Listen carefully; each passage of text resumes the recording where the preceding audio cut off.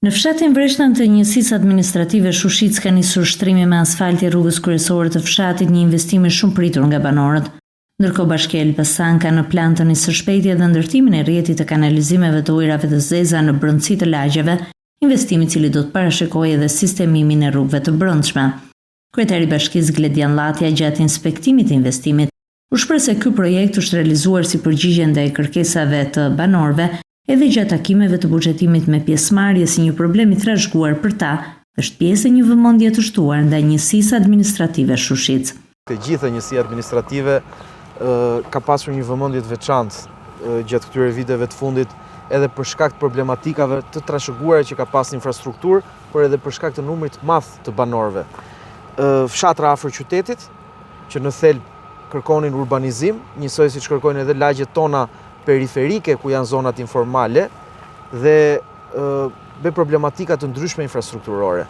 Kemi kushtuar një vëmendje të veçantë në fakt në fshatin Vreshtan, fillimisht tek rruga e shkollës, ku para vitin e kaluar ne arritëm që të zgjidhim atë si problematik, ku nxënësit e shkollës që ishte më kryesorja, bashkë me një pjesë të madhe të banorëve të cilët jetonin në lagjen e poshtme, të kishin një infrastrukturë bashkëkohore,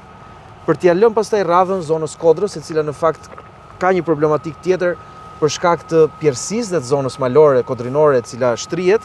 ku përveç qarkullimin e saj sa herë që binte shi ishte problematik. Sot në fakt mbas kërkesës vazhdueshme të banorëve, edhe si një kërkesë me buxhetimin me pjesëmarrje e trashëguar,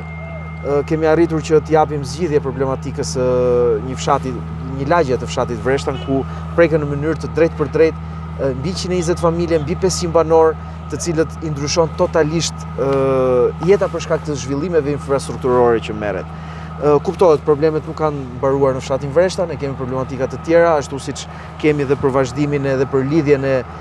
kanalizimeve të ujrave të zeza të lagjes sipër me përshtrirjen edhe në rrugicat, pasi kjo si rrugë kryesore apo si unas, të cilën ne e kemi fokusuar të vazhdojë investimi edhe në lagjet, edhe në rrugicat e tjera. Ka qenë një bashkëpunim ndërmjet Bashkisë Elbasanit dhe Qarkut, Këshillit Qarkut, për këtë investim, i cili i shumë pritur në fakt nga banorët, dhe që uroj shumë që edhe banorët jenë të kënaqur, pasi në fakt hapim rrugën e kryesore. Pastaj patjetër kemi punë,